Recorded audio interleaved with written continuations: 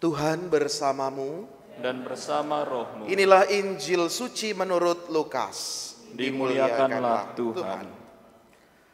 Pada hari pertama dalam pekan itu, dua orang dari murid-murid Yesus pergi ke sebuah desa bernama Emmaus yang terletak kira-kira 11 km dari Yerusalem. Dan mereka bercakap-cakap tentang segala sesuatu yang telah terjadi.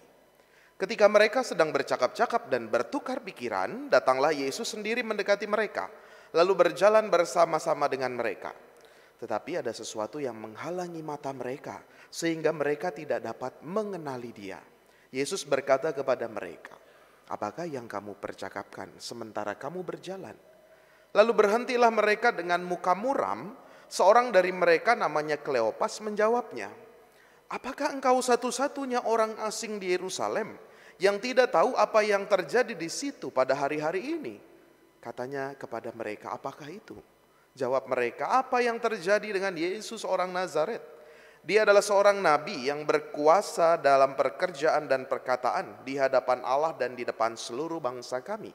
Tetapi imam-imam kepala dan pemimpin-pemimpin kami telah menyerahkan dia untuk dihukum mati dan mereka telah menyalibkannya. Padahal kami dahulu mengharapkan bahwa dialah yang akan membebaskan bangsa Israel." Sementara itu telah lewat 3 hari sejak semuanya itu terjadi. Tetapi beberapa perempuan dari kalangan kami telah mengejutkan kami. Pagi-pagi buta mereka telah pergi ke kubur dan tidak melihat jenazahnya. Lalu mereka datang dengan berita bahwa telah kelihatan kepada mereka malaikat-malaikat yang mengatakan bahwa Yesus hidup. Beberapa teman kami pun telah pergi ke kubur itu dan mendapati sama seperti yang dikatakan perempuan-perempuan itu, tetapi Yesus sendiri tidak mereka lihat. Lalu Yesus berkata kepada mereka, "Hai kamu orang bodoh, betapa lambannya hatimu untuk mempercayai segala sesuatu yang telah dikatakan para nabi. Bukankah Mesias harus menderita semuanya itu lalu masuk ke dalam kemuliaannya?" Lalu ia menjelaskan kepada mereka apa yang tertulis tentang dia dalam seluruh kitab suci, mulai dari kitab-kitab Musa dan segala kitab nabi-nabi. Mereka mendekati desa yang mereka tuju, lalu ia berbuat seolah-olah hendak meneruskan perjalanannya. Tetapi mereka sangat mendesaknya. "Tinggallah bersama-sama dengan kami, sebab hari ini telah menjelang malam dan matahari hampir terbenam." Lalu masuklah ia untuk tinggal bersama-sama dengan mereka. Waktu duduk makan dengan mereka, dia mengambil roti, memberkati, memecah-mecahkannya dan memberikannya kepada mereka. Ketika itu terbukalah mata mereka dan mereka pun mengenali Yesus.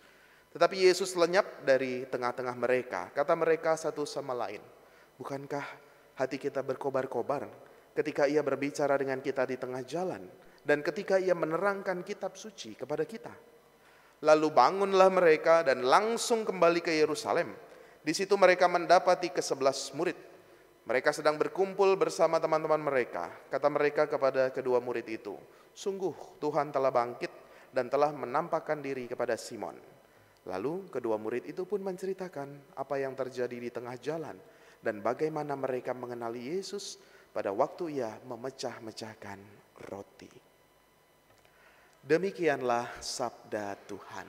Terpujilah Kristus.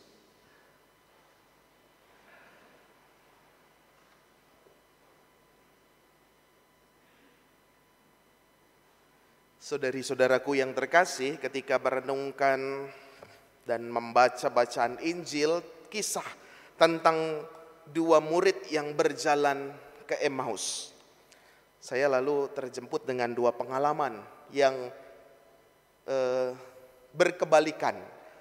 Berkebalikan. Pengalamannya baru-baru ini adalah juga sama seperti para murid ini yang tidak mengenali Yesus.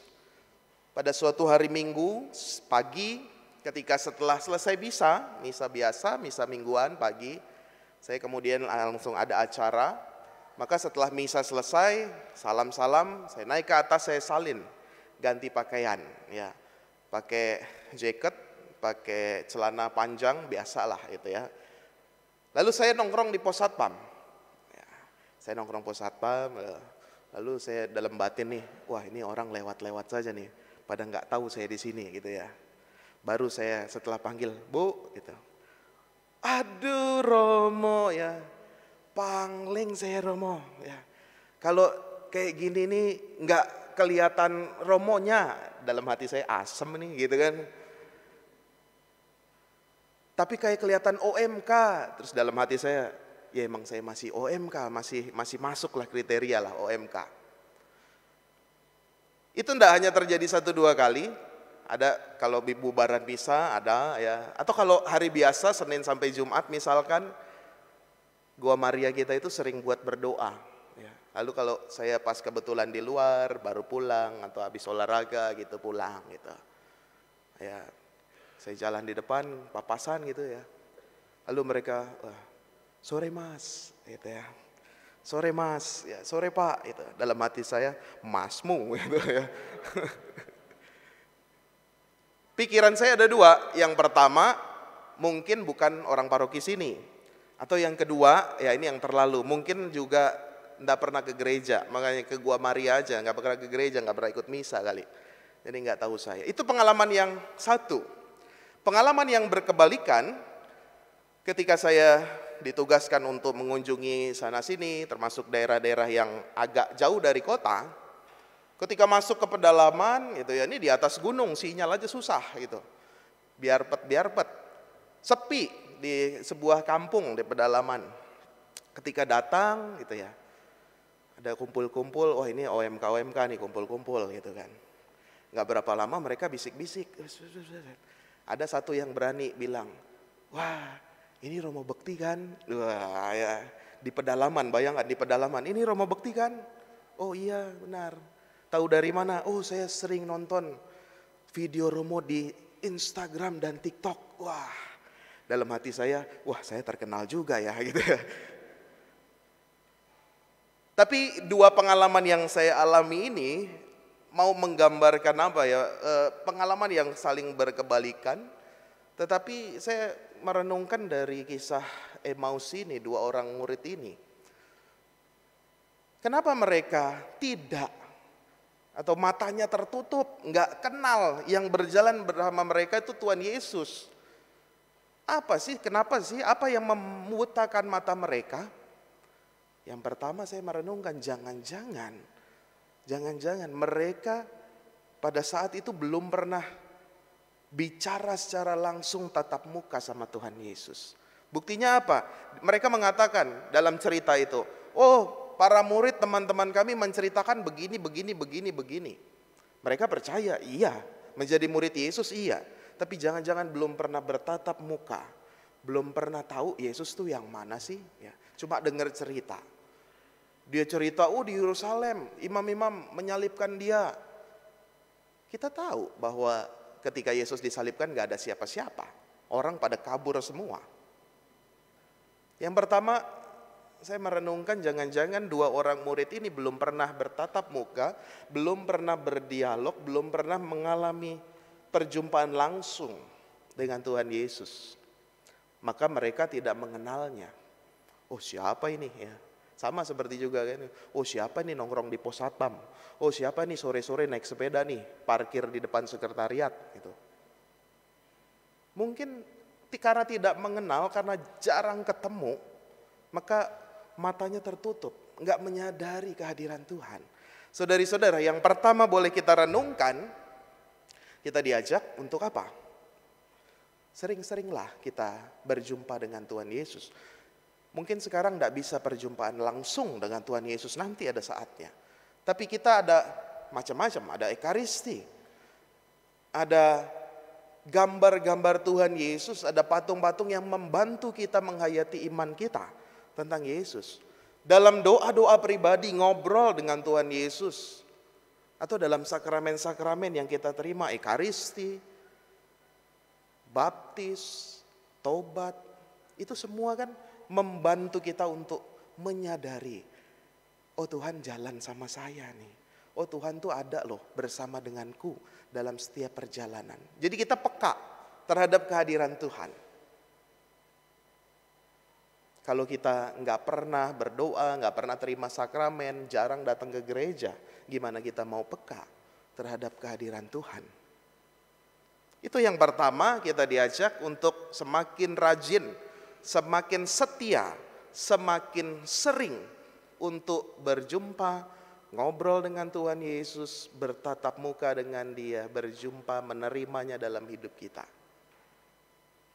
Lalu yang kedua, saudari-saudara, kalau Anda mencari kota Emmaus di Israel hari ini, Anda setidaknya minimal akan menemukan 3 kota. Kalau Anda cari Emmaus, Anda menemukan 3 kota di sebelah barat Yerusalem yang disinyalir menurut tradisi adalah kota Emmaus. Dan semuanya diyakini, iya. Pasti orang bilang ini Emmaus, tempat 2 orang murid ini. Kenapa bisa ada banyak kota yang bernama Emmaus?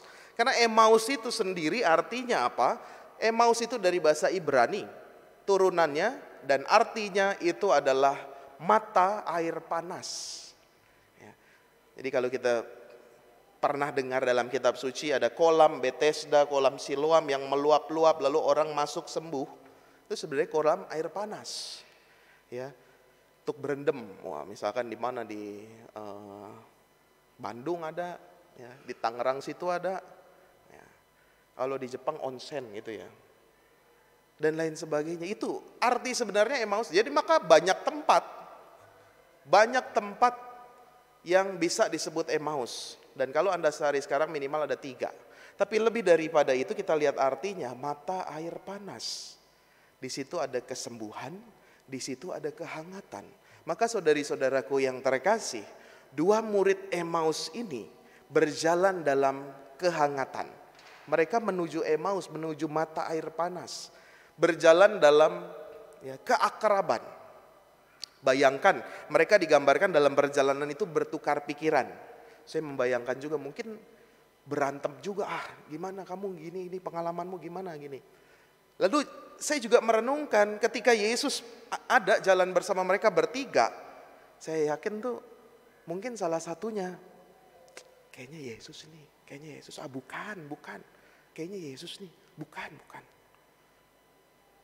Tetapi mereka berdua berjalan bersama terus, walaupun saling bertukar pikiran, mungkin juga adu pendapat, tetapi mereka berjalan berdua terus dalam kehangatan, dalam keakraban. Mereka enggak, udah kamu pergi aja sendiri. Mereka enggak berantem. Mungkin saja mereka akan begitu. Tapi pada akhirnya mereka sampai di Emmaus berdua dan mengalami kehadiran Tuhan Yesus dengan memecah-mecahkan roti. Dari situ kita bisa merenungkan Bapak Ibu, saudari-saudara, buat Anda yang berkeluarga. Anda berjalan bersama Emmausan, ya, berdua-dua berjalan, nggak bisa ganti. Seumur hidup, kadang adu pendapat, kadang kegembiraan bareng, kadang juga kayaknya Tuhan Yesus nih bukan, nih kayaknya bener nih, kayaknya belok kanan nih, enggak belok kiri gini. Walaupun terjadi dinamika itu, mereka berjalan dalam kehangatan, dalam keakraban, sehingga sampai di tujuan. Mereka nggak ganti, mereka nggak pergi sendiri-sendiri, juga saling mengingatkan, saling support satu sama lain, saling dukung, dan akhirnya sampai bersama-sama. Nggak bisa ganti yang lain. Ketika sudah pilih, saya berjalan bersama dia, teman Emmaus seumur hidup saya, maka ketika itu setialah, ketika itu bangunlah kehangatan, ketika itu bangunlah keakraban. Sehingga apa? Sehingga sampai di tujuan dan bertemu dengan Tuhan Yesus. Dan ketika sudah bertemu dengan Tuhan Yesus, kita nggak enak-enakan.